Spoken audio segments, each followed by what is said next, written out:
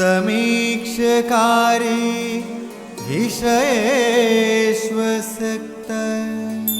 दाता सम सत्यपर क्षमावानाप्तो बसेवी च भवत्यरोग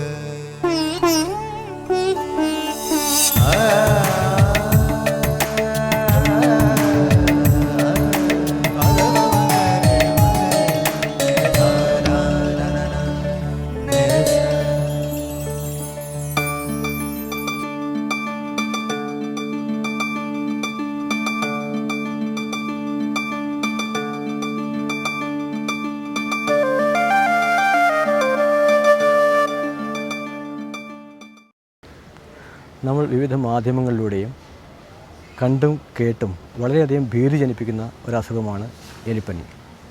പ്രത്യേകിച്ചും ഈ കാലാവസ്ഥയിൽ, അതായത് മഴക്കാലത്ത് ഇതിൻ്റെ പ്രാതിനിധ്യം വളരെ ജാസ്തിയാണ്. മോഡേൺ സയൻസിൽ ഇതിനെ ലെപ്റ്റോസ്പൈറോസിസ് എന്നാണ് പറയുന്നത്. ലെപ്റ്റോസ്പൈറസ് എന്ന സൂക്ഷ്മജീവി മനുഷ്യ ശരീരത്തിൽ പ്രവേശിക്കുന്നത് മൂലമുണ്ടാകുന്ന അസുഖമാണ് ഈ അസുഖം. എലികളാണ് സാധാരണയായി ഈ അസുഖത്തിൻ്റെ വാഹകർ. ഈ സൂക്ഷ്മജീവി വിസർജിക്കപ്പെടുന്നത് മൂത്രത്തിലൂടെയാണ്.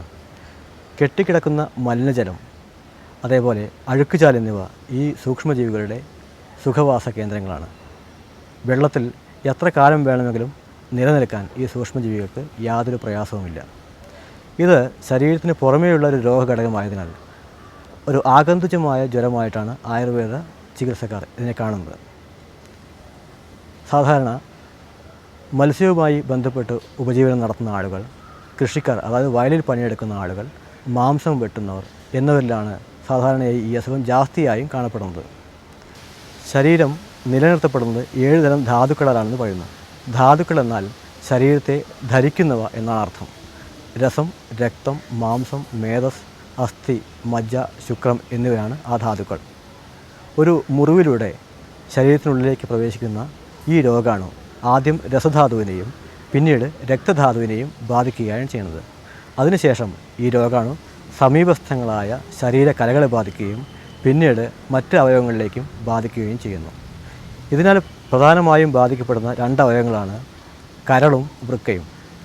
വിവിധ ലാബ് ടെസ്റ്റുകളുടെ സഹായത്തോടു കൂടി ഇന്ന് ഈ അസുഖത്തെ തിരിച്ചറിയാൻ വലിയ പ്രയാസമില്ല.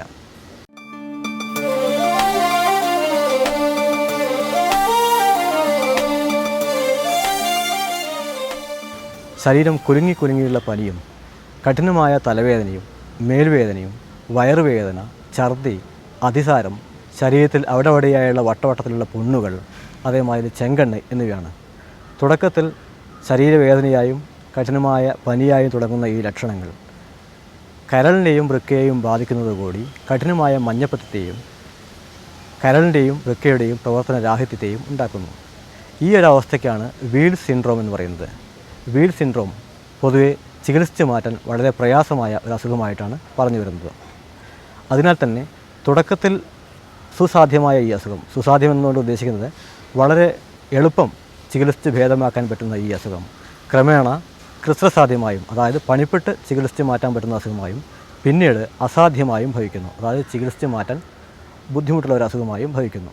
അതുകൊണ്ട് തന്നെ എലിപ്പനി തുടക്കത്തിലേ കണ്ടുപിടിച്ച് അതിൻ്റെ ചികിത്സ ചെയ്ത് ആ അസുഖത്തെ ഇല്ലാതാക്കുന്നത് ഏറ്റവും പ്രധാനമാണ്. ഇന്ന് നമ്മൾ ഈ നാട്ടിൽ കാണുന്ന പല അസുഖങ്ങളും ആയുർവേദത്തിൽ ഒരു തലക്കെട്ടിൽ മാത്രം ഒതുങ്ങി നിൽക്കാതെ അതിൻ്റെ ലക്ഷണങ്ങളും ദോഷാധിക്യവും മറ്റും അവിടെയായി പറഞ്ഞു തരുന്ന ഒരു സമ്പ്രദായമാണ് കണ്ടുവരുന്നത്. അതുകൊണ്ട് തന്നെ യുക്തിയുള്ള ഒരു വൈദ്യൻ ഇവയെല്ലാം ദോഷാടിസ്ഥാനത്തിൽ ചിന്തിച്ച് ഒരു ലക്ഷ്യസ്ഥാനത്തിലേക്ക് സമന്വയിപ്പിച്ച് ചികിത്സിക്കുന്ന ഒരു രീതിയാണ് കണ്ടുവരുന്നത്. അതുകൊണ്ട് തന്നെ ഈ അസുഖത്തെ ഒരു സാന്നിപാതിക ജ്വരമായി കണ്ട് ചികിത്സിക്കാനാണ് ആയുർവേദ വൈദ്യന്മാർക്ക് താല്പര്യം.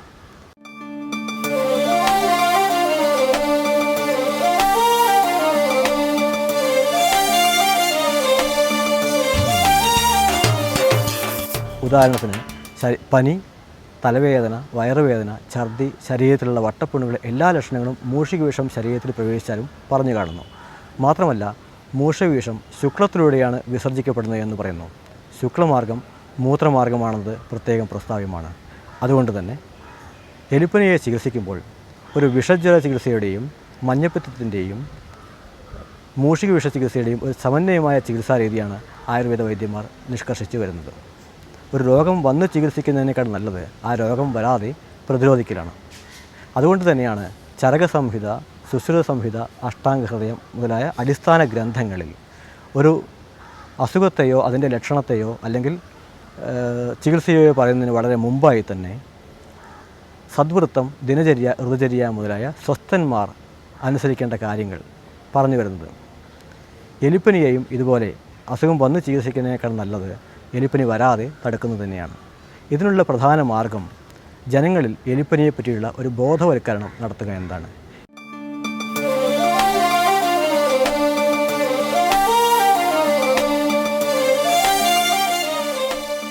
എലിപ്പനിയെ തടയാനുള്ള മുൻകരുതലുകളിൽ പ്രധാനപ്പെട്ടത് വിവിധ മാർഗങ്ങളിൽ കൂടി എലികളെ തുരത്തുക എന്ന് തന്നെയാണ്. അതിനായി വീടും പരിസരവും ശുചിയായും വൃത്തിയായും സൂക്ഷിക്കണം. വ്യക്തി ശുചിത്വം പാലിക്കുക. മലിനജലവുമായുള്ള ബന്ധം അല്ലെങ്കിൽ അഴുക്കുചാലുമായുള്ള ബന്ധം പ്രത്യേകിച്ചും കുട്ടികൾ ഒഴിവാക്കേണ്ടത് അത്യന്താപേക്ഷിതമാണ്. ഈ രോഗ കാരണമായ ലെപ്റ്റോസ്പൈറസ് എന്ന രോഗാണുവിന് 60 ഡിഗ്രി സെൽഷ്യസിന് മുകളിൽ ജീവിക്കാൻ സാധ്യമല്ല എന്നതിനാൽ വെള്ളം എപ്പോഴും തിളപ്പിച്ച് മാത്രമേ കുടിക്കാൻ പാടുള്ളൂ. നിങ്ങൾ പുറത്തിറങ്ങേണ്ട സമയത്ത് എപ്പോഴും പാദരക്ഷ ഉപയോഗിച്ച് പുറത്തു പോവുക. അതേപോലെ മഴക്കാലത്ത് പുറത്തിറങ്ങേണ്ട സമയത്ത് വെളിച്ചെണ്ണ കാലിൽ പുരട്ടി പുറത്തു പോകുന്നത് നന്നായിരിക്കും.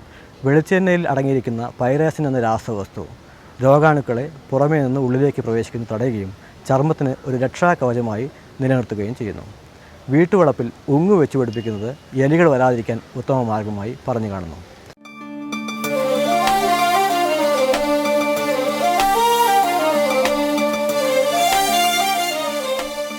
എലിപ്പനി വന്നാൽ തുടക്കത്തിൽ പടോല കട്ടിരോഹിണ്യാദി കഷായം, വാശാകുളുച്യാദി കഷായം, ശീതജ്വരാദി കഷായം പോലുള്ള കഷായങ്ങളും അതേപോലെ വിഷമജ്വരാന്തകം ഗുളിക, ചന്ദ്രപ്രഭ വടിക, വില്വാദി ഗുളിക, ദശാംഗം ഗുളിക പോലുള്ള ഗുളികകളുടെ പ്രയോഗവും ഉത്തമമായി ആയുർവേദ ശാസ്ത്രത്തിൽ പറയുന്നു. അതേപോലെ എലിപ്പനി വന്നാൽ ശരീരത്തിന് പ്രതിരോധ ശക്തി നഷ്ടപ്പെടുമെന്നതിനാൽ മറ്റു മരുന്നുകളുടെ കൂടെ തന്നെ ചവനപ്രാശം, ബ്രാഹ്മരസായനം തുടങ്ങിയ രസായന ഔഷധങ്ങളുടെ ഉപയോഗവും അത്യന്തം ഗുണപ്രദമാണ്. ആയുർവേദ സിദ്ധാന്തങ്ങളെ അല്ലെങ്കിൽ ആയുർവേദ ഉപദേശങ്ങളെ അനുസരിച്ച് ജീവിക്കുന്ന ഒരാൾക്ക് എലിപ്പനി എന്നല്ല ഏതൊരു അസുഖവും വരാനുള്ള സാധ്യത വളരെ വിരളമാണ്.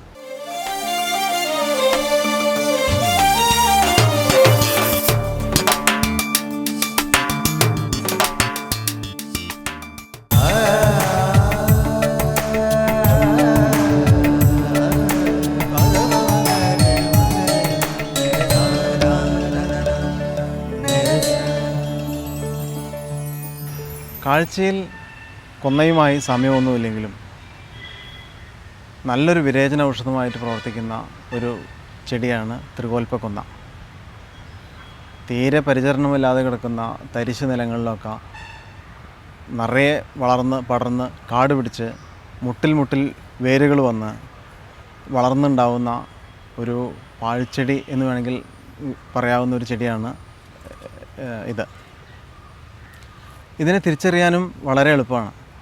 കാരണം ഇല പൊട്ടിച്ചാൽ അതിനകത്ത് ഒരു വെളുത്ത പാലുണ്ടാവും.